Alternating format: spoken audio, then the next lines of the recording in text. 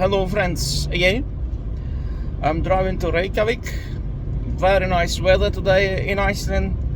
Sunshine, in fact it's blinding sunshine. I almost went off road because of the sun. It's so low and when you drive it can blind you. When you face in the sun in Iceland, it can really blind you.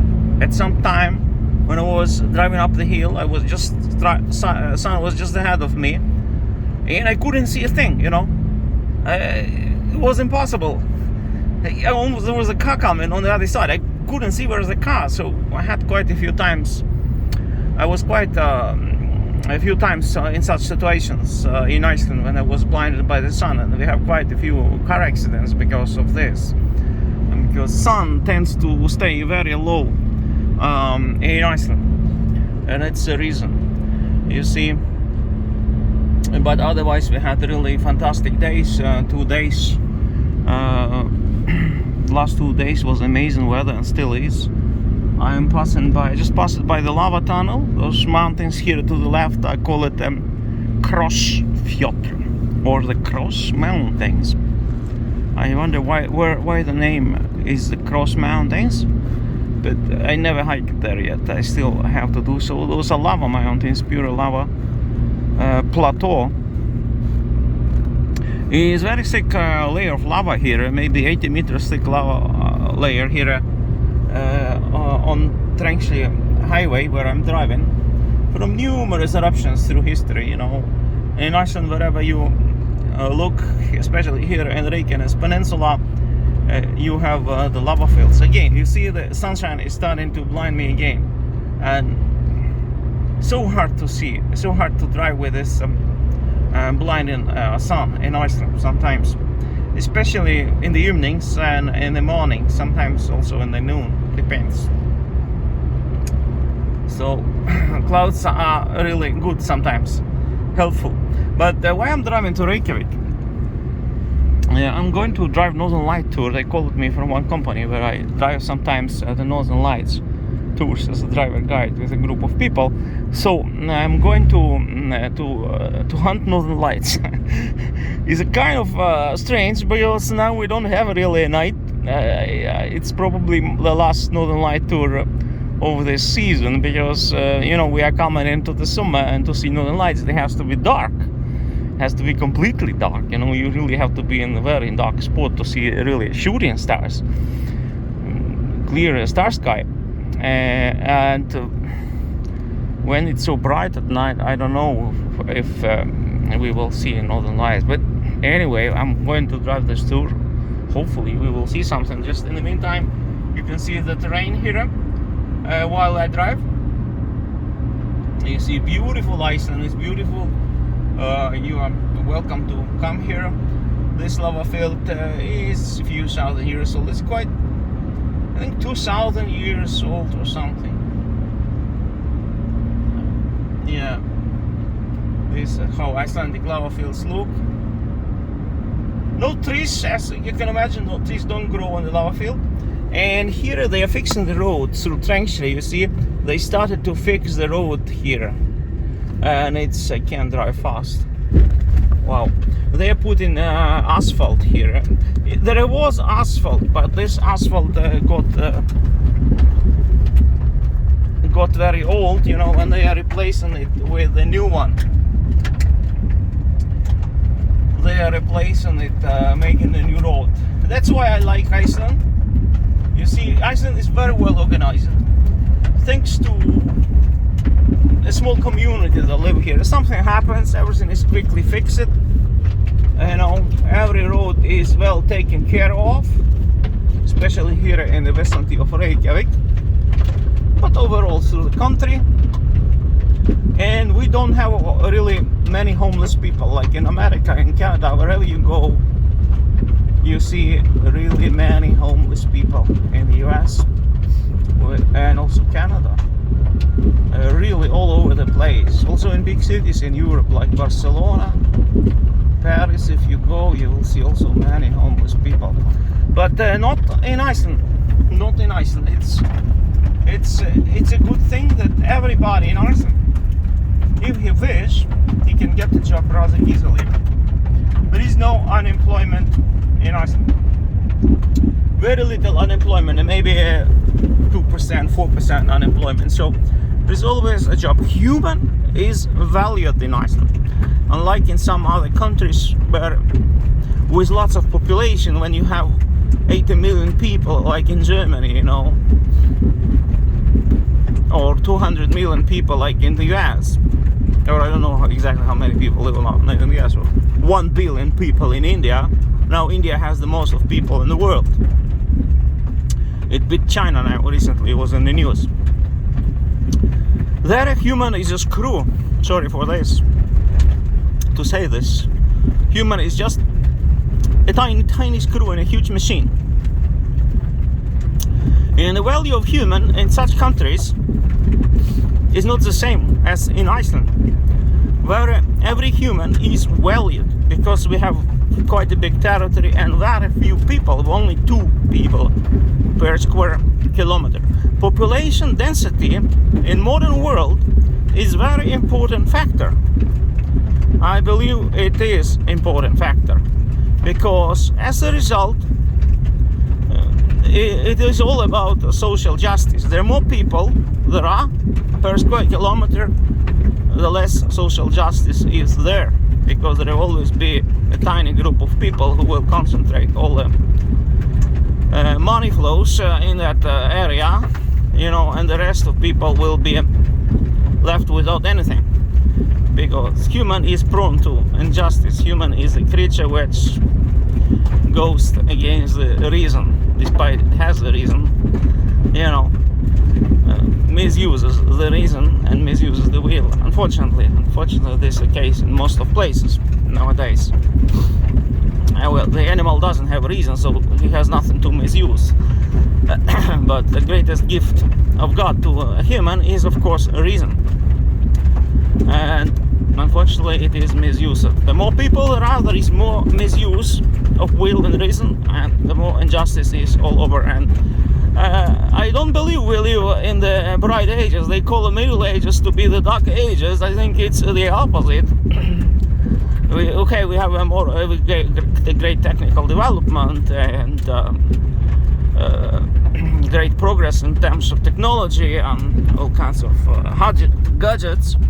But when it comes to the moral development, we have degradation all around the world. The more we go in the future, the more mankind degrades.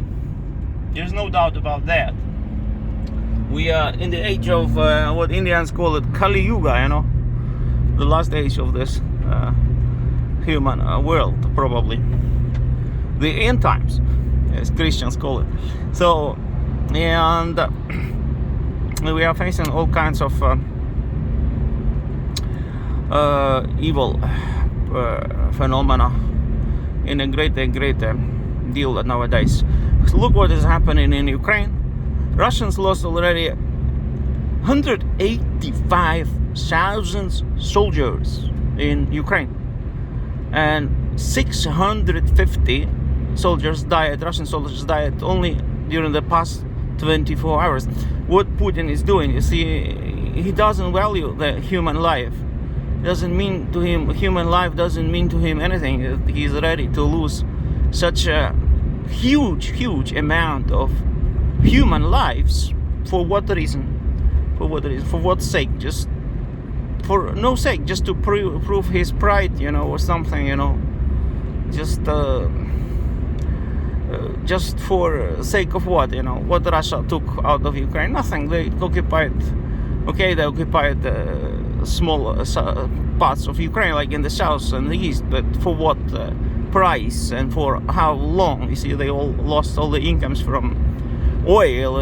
Russia, or not even Soviet Union in the past, which was making most of incomes from the sailing of oil to Europe, didn't do so. Putin did it then overnight, lost all the income source of former Soviet Union just overnight because of some stupid actions. And isolated Russia to the point it becoming like North Korea. it's kind of very, very stupid. So, but we have more such things happening in modern age every few decades now. Look what happened during the Second World War also. Same thing, you know. Lots of crimes. Human life was not valued at all, you know. Just 6 million Jews died in the concentration camp, gypsies, Polish people. I was in Madhouse, and thousands of Polish people were murdered there. And the Nazis also planned extermination of Slavic people in Poland and in the east of Europe to make the living space Lebensraum for the Germans, for the Nazis. And also, it wasn't the end. In their plans was also the mass extermination of Polish people. Luckily, this never took place.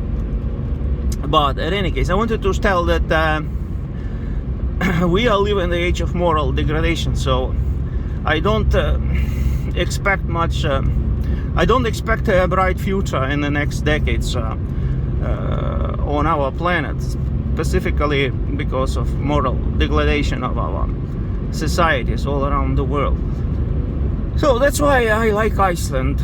I like Iceland because of this. It's a very peaceful place. The less people, the less injustice, the less troubles, the less evil. And Iceland is a kind of virgin land because it never experienced any wars. It doesn't have an army. Though probably it came time now for Iceland to have an army, because at least to have some air defense systems installed around Reykjavik, because you know any Russian or Chinese military vessel can attack Iceland for no reason, like they attack many places, you know, like Russia invaded Ukraine for no reason, so just to prove their national pride or some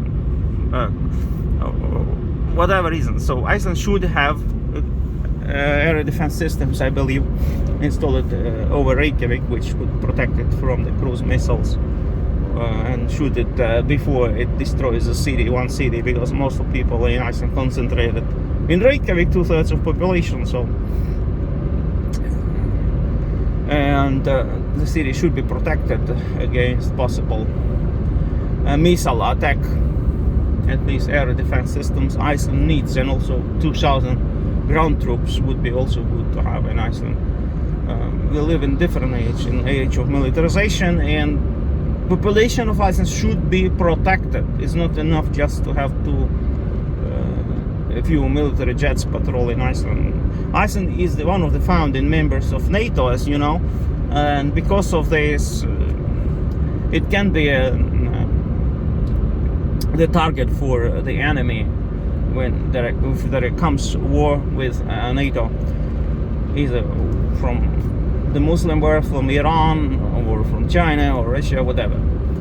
So, as a founding member of NATO, Iceland should have now at least air defense systems installed around Reykjavik, and also some small army, at least.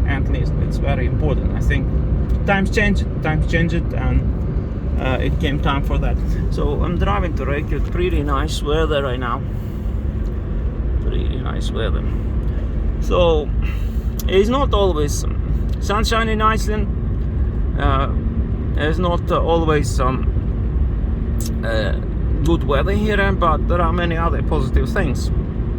But about Iceland, especially about social justice, we have quite good social systems, and luckily everybody is more or less protected. There is an issue with housing, but they're building houses very fast. I believe Icelandic krona also should be pegged to euro, like in case with Danish krona or Bulgarian lev, which is pegged to euro. And because current fluctuations of Icelandic krona are not normal, it's one of the most unstable currencies in Europe, like Turkish lira. Not that bad, but still, you know. And that causes a lot of inflation in Iceland, and mortgage rates are going up because of the inflation, which is caused by the instability of Icelandic krona. So the core issue here should be solved by pegging Icelandic krona to euro, or replacing it with euro. That's the only way, or at least peg it to American dollar or whatever. You don't need to replace completely the currency. It's enough to peg it to have it and check if they want to preserve Icelandic krona. That's my thoughts about current situation, economic and social situation in Iceland while we're driving through the Christianization lava field. To your right side, this is Christianization lava, which erupted in the year 1000 when Iceland adopted Christianity. The other name for this lava field is also Svínahraunin, or the pig lava. I've been filming for you here before when I was driving to Reykjavik, but it's still interesting probably for some of you who didn't see this area.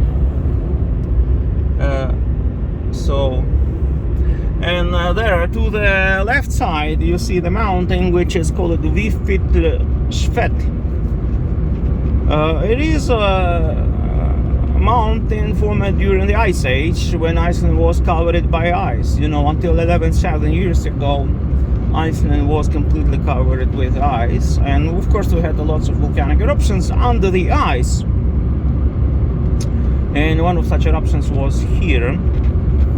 This is a volcanic system of Brennisteinsfjöll, I would believe. They're sulfur mountains, because we have few volcanic systems here around Reykjavik. So there was a volcanic eruption here under the ice, and you could see that there was interaction of lava and ice from the lot of palagonite on the top volcanic glass, which is on the top of that mountain, you know. So it was so much ice as high as this mountain 11,000 years ago. Now we are driving the ghost hill down, Thorlakshöfn. Why it's called the ghost hill, I don't know. Thorlakshöfn is a ghost, but very often here you find very strong wind on this hill, and vehicles are blowing off the road, so there is some meaning behind the name, obviously. It is known for some reason they named this place the Ghost Hill, you know. Here is a little kaffestova, a little coffee shop, very famous in Iceland. Even some love songs, romantic songs about this place, Icelandic songs. So why this mountain is called Vífilsfell? Who was Vífill? The mountain of Vífill. Vífill was the Irish slave of Ingólfur Arnarson, the first settler of Iceland. He had a few Irish slaves, and one of them was called Vífill. The exact meaning of his name is not clear. It might be a Scandinavian name, because when Irish slaves had been taken as slaves in Ireland, usually their landlords were giving them the local names, Old Norse names. So most of Irish figures in Icelandic sagas, slave figures and Irish settlers, have all Old Norse names, because they were given, you can say, Norwegian names after they became the slaves of new names. That's why this guy was called Vífill, but nobody really knows why he was called Vífill, what it means, his name. Anyway, he used to up this mountain before he was going to fish in the ocean, because ocean is a bit further in Reykjavik. Before he was going to fish, he was going running up this mountain to check the weather, what is going to be the weather like before he was going to fish. At least the legends tells us so. There are quite a few Irish names through Iceland, actually. They say about 200, at least they established it around 200 Irish place names through the west and south of Iceland. At least 200 established names, but there may be even more.